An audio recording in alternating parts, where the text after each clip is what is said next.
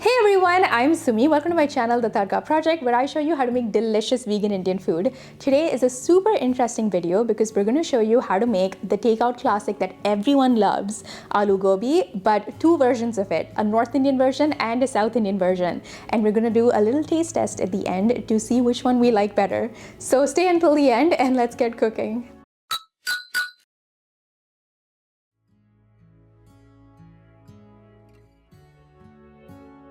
So for my North Indian style Aloo Gobi, I'm going to start by taking around half a head of a large cauliflower, which is around, I want to say 2 cups of cauliflower that I've cut into big florets like this. I'm going to take this into a bowl, add some sunflower oil, around half a teaspoon of turmeric powder, half a teaspoon of garam masala, a little bit of salt, mix all of this together. Put this onto a baking sheet and stick it in the oven for 20 minutes at 375 Fahrenheit.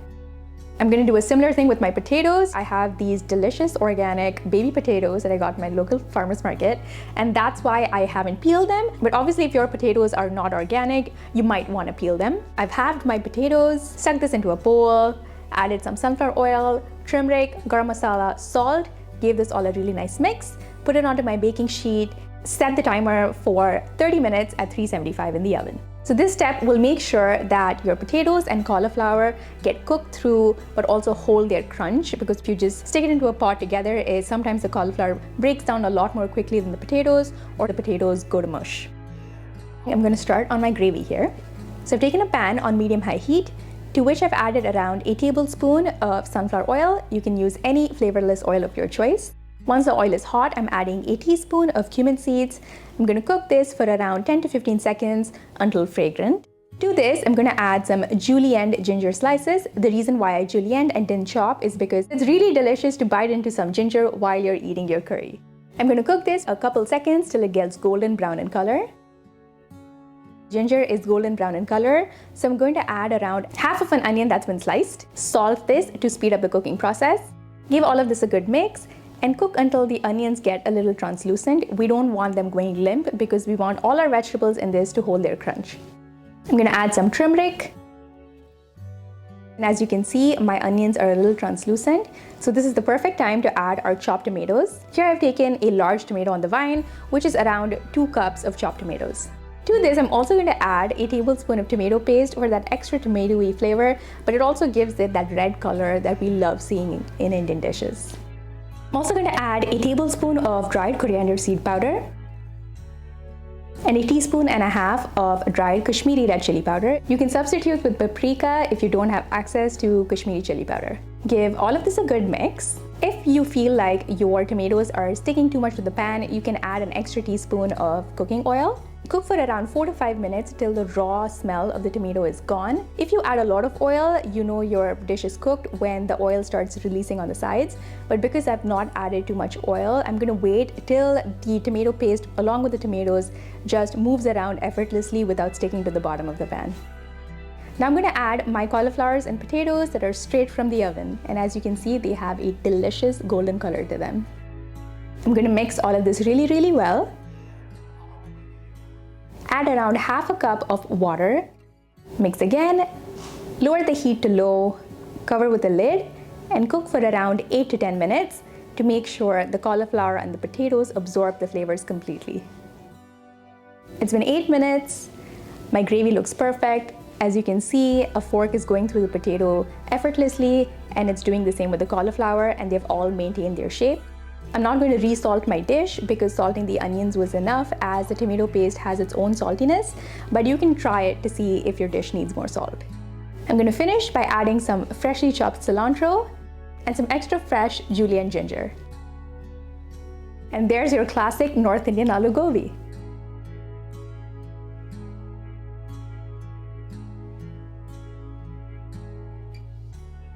Now for my South Indian Aloo Gobi, I'm going to start by taking a pan on medium-high heat and add a tablespoon of cooking oil. Here I'm using sunflower oil. You can use any oil of your choice. Once the oil is hot, I'm going to add a teaspoon of mustard seeds, and as always, wait for it to splutter. As you can see, my mustard seeds are spluttering. To this, I'm going to add around half a teaspoon of turmeric powder and cook in the oil for around 10 seconds. Now I'm going to add my finely chopped potatoes that I had soaked in some water to prevent them from browning. I've chopped them really small so they cook evenly with the chopped cauliflower. I'm going to give all of this a really nice mix. Cover with the lid and cook for around 2 minutes to give the potatoes a head start. It's been around 2 to 3 minutes, and now I'm going to add in my cauliflower, which I've also chopped really small. Mix all of this really well. Add around half a cup of water. Reduce the heat to low. Cover the pan with a lid and cook for around 7 to 8 minutes. It's been 8 minutes and both my potatoes and cauliflower look like they're almost cooked. So at this point, I'm going to add a teaspoon of dried coriander seed powder and a teaspoon of dried Kashmiri red chili powder. Once again, you can substitute with paprika. Salt to taste. Mix all of this really well. Cook for around 3 to 4 minutes till a fork goes through your potatoes and cauliflowers without any resistance. In the final 2 minutes, I'm going to add a tablespoon of besan or gram flour. You can also substitute with chickpea flour. This will provide a delicious coating to both your vegetables and give it a really nice toasty and nutty flavor. Mix all of this really well. Cook for an additional minute. And that's your South Indian Aloo Gobi. So I'm pretty sure you've tried the North Indian version of this dish because it's what's regularly available at restaurants. But as you can see, by just switching out a few ingredients here and there, you can completely transform your dish.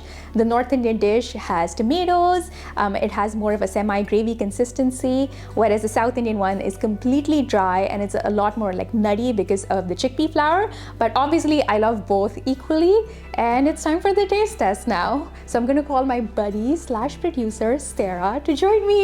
And then Aloo Gobi just appears out of nowhere. Okay, so I'm trying the South Indian version and Sarah's gonna be trying the North Indian version. So yeah, let's see how this goes. Whoa. What do you think? I love my job.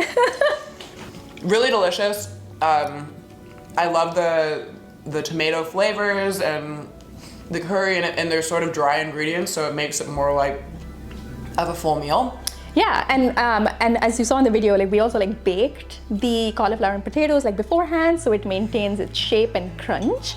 Yeah, and the South Indian version is delicious.